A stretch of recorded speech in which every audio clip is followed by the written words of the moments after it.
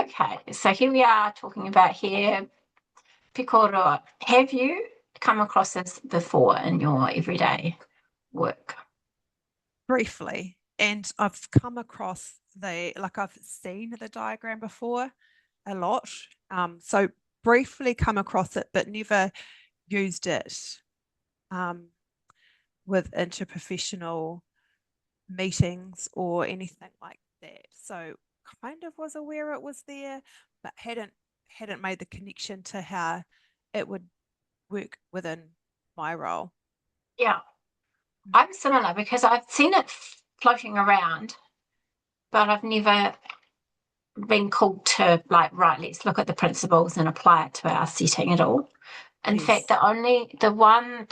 the Te Tua Papa or here Pikorua, the picture of the three, the rainbow The arch, layers. the Yep. layers. So I don't know if you've seen it, but Sarah De here has used this model when she's explaining to parents our service model of delivery for especially for outreach. Ah, no, So I had never seen the layers before. oh Well, yeah, no, not that I thought I had. I think it's on our website on our new interactive map business.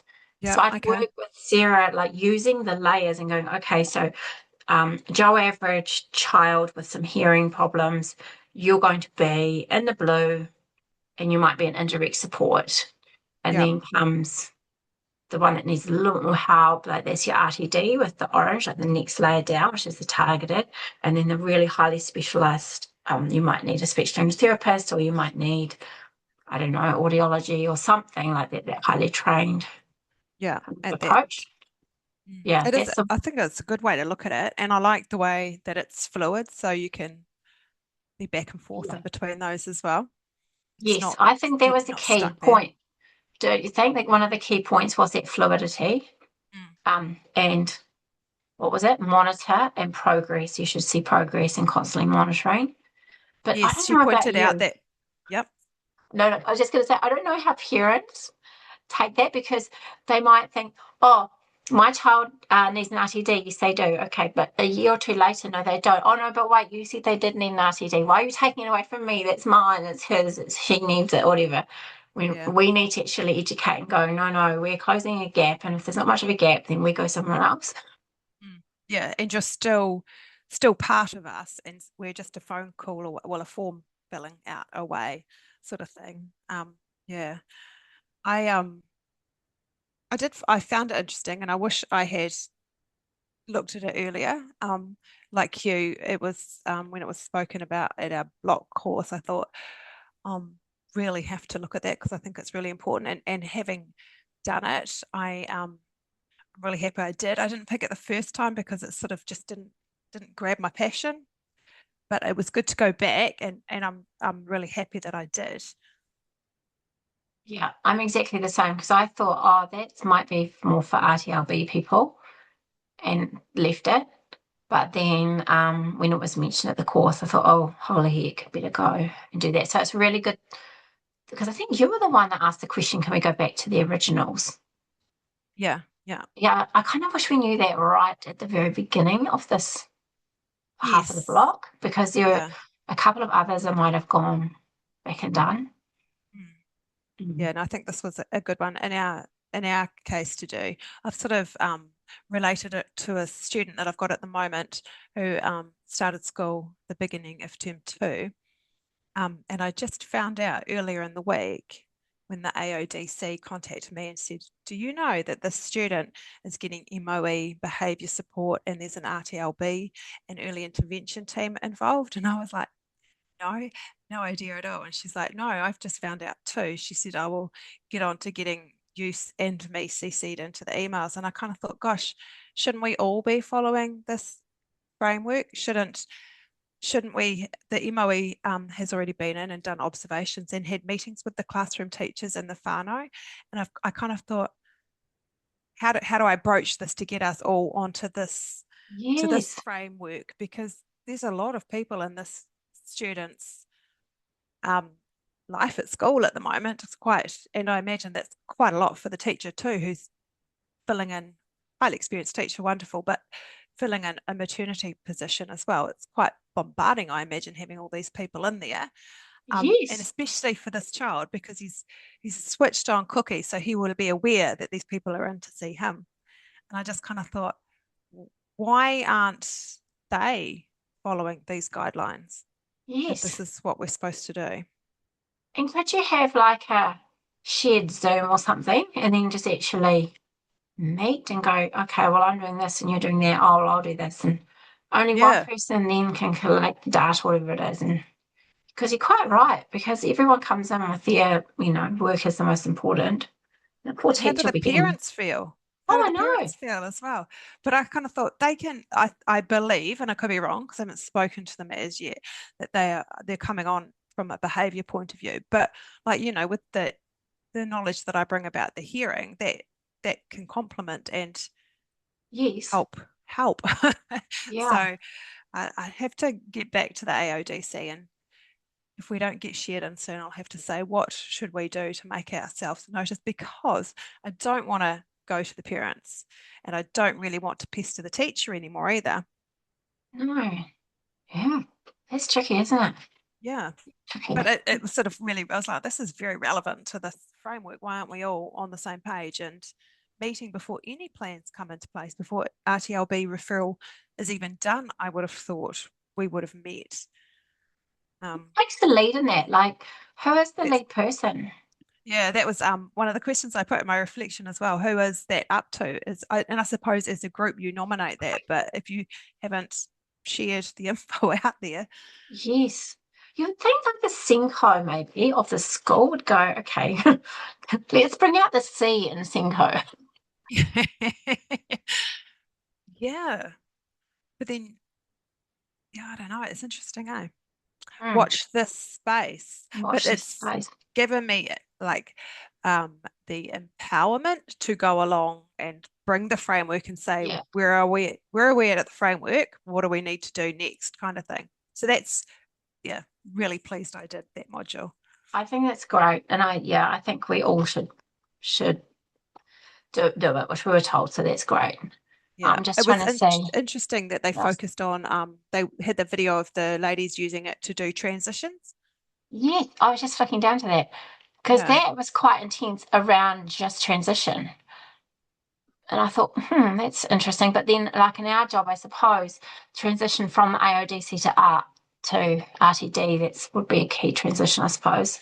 Yeah, Maybe and early we have a childhood. lot coming from primary, from early childhood to primary and primary to intermediate. So there are Yeah, a lot of those opportunities.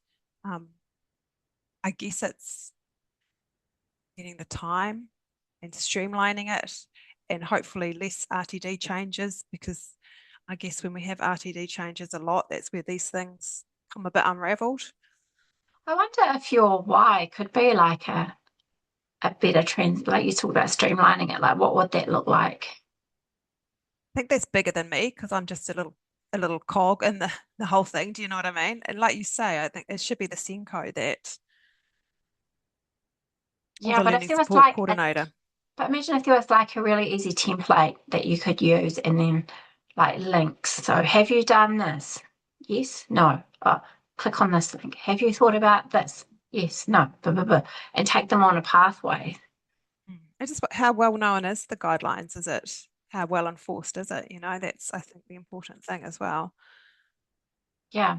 But if we created, or you, or me, because I don't really know as much as you, but if you created like a transition pathway using the principles and these foundations of successful transitions, because like role clarity to me is really the one that keeps coming back to it. I could almost jump to another one. What was I doing today?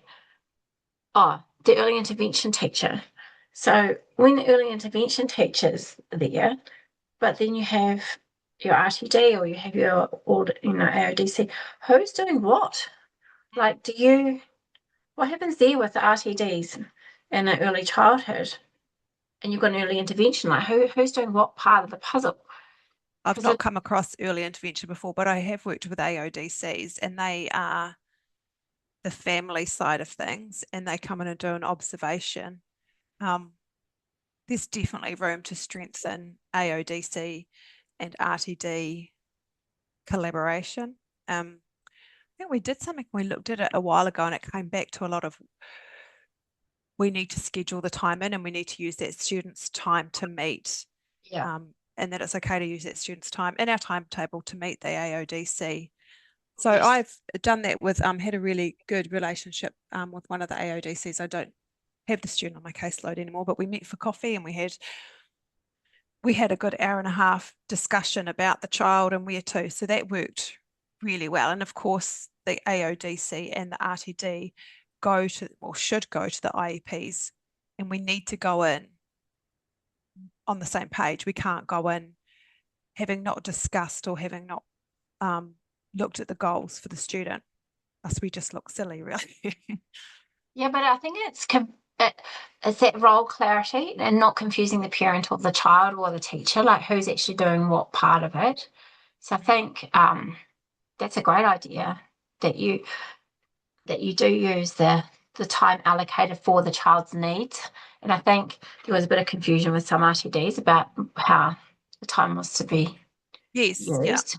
yeah, Yeah, that's where it can be confusing. Okay, well, here's another question then, and this is jumping to, and I'll come back to your one, but I just now I've thought about it.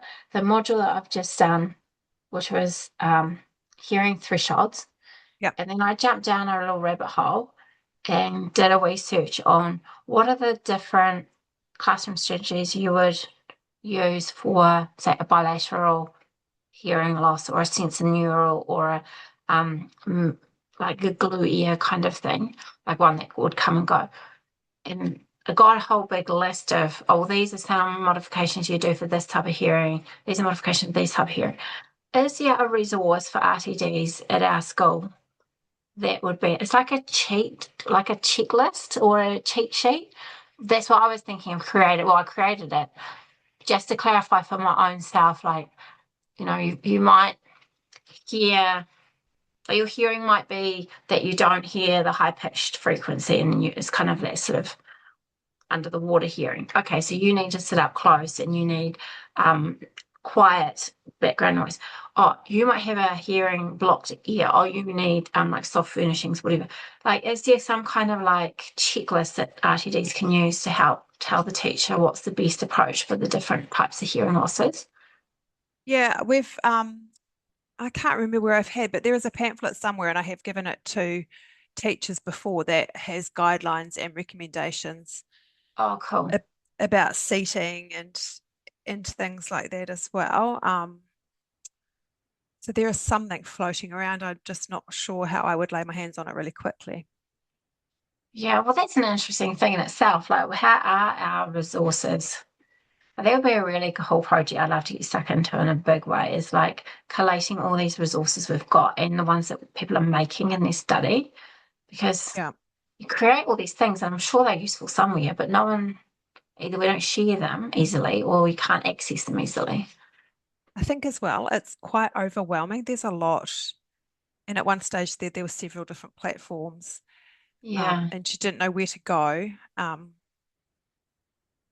mean, if you really explore Calvin, it's it's got everything. Do you know what I mean? Yeah. Well, now they're working on Calvin 2.0 and Oh, just got my head around 1.0. like, no, we're just getting used to one. Yeah. Oh, I mean, I think it could be streamlined, but anyway. It absolutely could. Big index page somewhere. Yeah, and then next page. But same with that's the other thing I'm helping with the website, like trying to make it easier for the user, like teachers, parents, and so on. And that's another place, how do we make all our resources easily available for teachers who, Mm. maybe just are having indirect support, so not really someone popping in and out of their classroom. They go to our website and go, oh, I've got a child with glue ear, or I don't know, some such hearing thing. What do I do? What's practical for me? Yeah, and it's interesting you say that because how many would connect Gluea to Kōtakareo? I don't think they would. I wouldn't. Would you? No, no, I would just think, oh, they run well for now. They'll Yeah, it'll clear up. yeah. Yeah. I didn't think, oh, actually, this is affecting their hearing at this point whilst I'm teaching phonics and the Yeah, difference between sh exactly. and th Yeah. What are they or something. missing out on for this amount of time that they've got the glue ear? Yeah. Mm. Interesting, hey? It's really interesting. Is there anything else in the module that you, or any other module that you've been doing? Um, when I did what is sound, I sort of veered off into the audiograms and Oh, how to yeah. read those because I look at them and I kind of knew my way around them and then I forget because I don't use them often. And there was a really cool resource that Beth Rees had, and it was a it was a paragraph, and the sounds had been removed for mild hearing loss, and Oh, yeah. you had to read it. And because of our knowledge and that, we could kind of put together what was being said. But I thought that was a really powerful tool. So I asked her whether there had been one done for moderate and profound hearing loss, and there hadn't. So that might be something I investigated. But what I found really interesting is that one of the example that we had, it was for mild, and there were a lot of sounds missing for mild. And I kind of was a bit guilty of thinking, yeah, mild, it's not so bad. You can get by. Do you know what I mean? Mild has I kind of It's the think of as connotation. like, yeah, Yeah. And it's like that's in the mild module that I sunburn. did something about sound as well. And they said that with children, they shifted mild, they shifted the decibel for the children because it's so pertinent. If a child has hearing loss, then they don't have access to those sounds, and it's actually more important for them, or more, what's the word for it? Yeah. I don't know, more terrible. Can't Yeah. know the words. Well, that's the thing. I mean, profound sounds impactful. It does. And Moderate even severe. doesn't sound, yeah, moderate No, doesn't even sound enough for what it is. But mild certainly sounds like, oh yeah, they'll get by. Um, no. It's so true though. The one that I was doing today, the thresholds, and you listen to the sound of like what was it now? Like in a cafe or something. No, it wasn't. It was it was something else I did. It was a like a music video, and then they had normal sound, and then they went to mild, then back to normal, then to moderate, back to ah, normal, to severe, to normal, to interesting. profound. So each time you compared it, so it wasn't like your hearing got used to it and got progressively worse. It took you back to normal each time. Mhm. So I thought that was quite good. And then I decided, because I've read so much about glue ear, that I've got crackling inside my ear. I'm like, oh, I think I have a hearing loss now.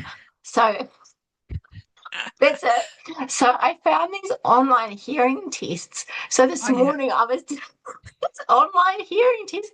Turns out I have better hearing. I hear things louder than what they are, which is not wow. surprising because I get so uptight at home when people chew loudly, Yeah, or they, like at the moment, they're rattling on the leather. Our leather sounds seems to be making more noise.